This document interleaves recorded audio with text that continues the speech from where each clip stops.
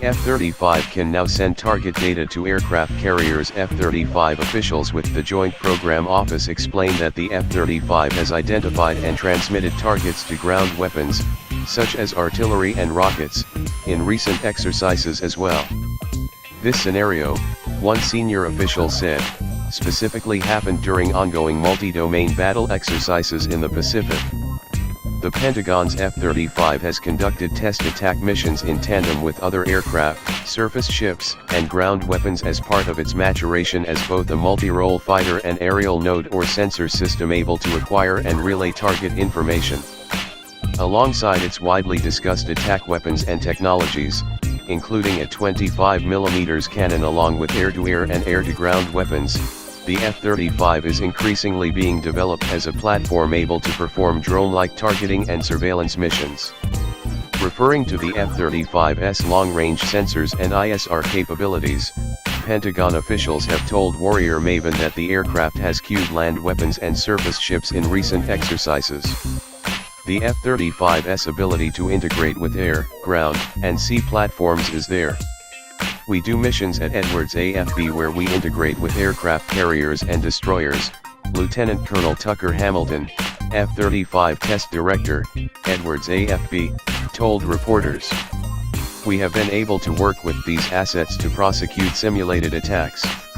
F-35 officials with the Joint Program Office explained that the F-35 has identified and transmitted targets to ground weapons, such as artillery and rockets, in recent exercises as well. This scenario, one senior official said, specifically happened during ongoing multi-domain battle exercises in the Pacific. The F-35 is doing ISR and could possibly deliver a weapon on the same flight. We can then use what they can generate on the ground, using sensors and target acquisition with things that can deliver effects, the senior defense official told Warrior.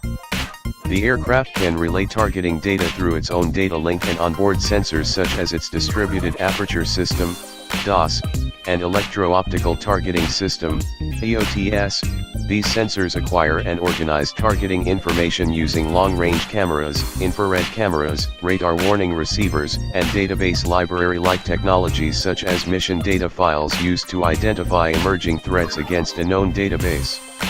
These instances of cross-domain fires also hinge upon growing connectivity between air assets as well, such as the F-35 and F-22. The Air Force is now developing technologies to enable greater interoperability with the F-35, F-22, and 4th-gen aircraft will also be greatly improved by the addition of more Link 16 data link technology to the F-22. Lockheed and the Air Force are planning some initial flight tests of this transmit improvement by the end of this year.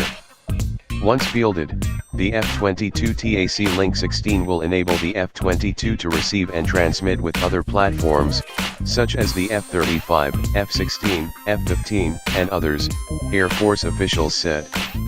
The Navy is already building, deploying and testing a fleet of upgraded DDG-51R Lee Burke-class destroyers with an integrated ship defense using an F-35 as an aerial history. An amphibious assault ship, USS Wasp, will armed with F-35 Bravos, a supersonic stealth fighter that does not require the long flight decks and stopping mechanisms of carriers to take off and land.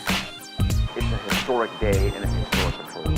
Starting today, we started launching and landing the F-35B, which is a game-changing capability for the Navy Marine Corps team operating from sea. 6 F-35 Bravos will land today on the strip behind me, where sailors aboard USS Wasp applied a thin layer of metal alloy to prevent the jet's powerful thrusters from melting the deck as they land. So here we are at the end of day one of our spring deployment on USS Wasp, and it has been an enormous success. It's a big day. Petty Officer Desmond Parks reporting on scene from USS Wasp. Just flying F-35 is the highlight of my career. So being able to come to the USS Wasp and fly F-35 from an NHD class marine ship is staggering. Every time I get in the jet, I'm excited to see the systems working. I'm excited to fly it.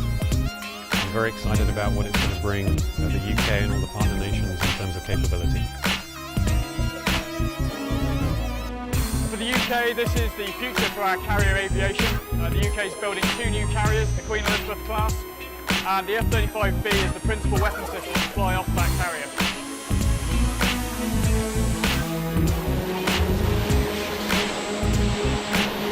With the Harrier, you had to be constantly refining the controls to make sure you were in the right piece of sky at all times. With this aircraft, really your job becomes much easier.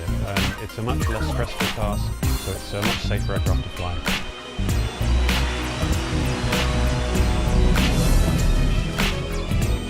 The aircraft's performing fantastically out at sea.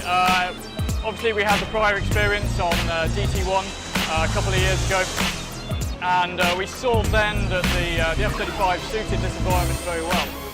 What we've now moved on to is pushing the envelope out further, carrying internal stores and flying at night, and really just expanding the envelope to make sure that when the Marine Corps go to initial operating capability, they've got the best available operating envelope that we can give them. Taking off with a weapon load is relatively transparent to the pilot. The acceleration is still good down the deck. The handling is all the same. So whether you've got weapons or not, to be honest, it's hard to tell. I was initially a little worried about flying at night with my Harrier legacy baggage, because the Harrier was a much more difficult aircraft to fly. Happily, the F-35 is much easier. It's definitely 5th gen in every respect, and the night flying was a breeze. What we're seeing is the aircraft's much easier to fly, but as far as I'm concerned, much easier to maintain as well. This aircraft has very much been designed with the maintainer in mind, so all the components that we need to change, the work we have to do, is considerably easier and hence quicker for the maintenance team that we've brought on board. The UK is going to be very pleased with F-35. It's got a fantastic capability. It looks like it's going to integrate very well with its carriers, and it's a great jet to fly. So for all those people at school now looking forward to joining the military, either the Royal Air Force or the Royal Navy, they're going to have a lot of fun flying this jet.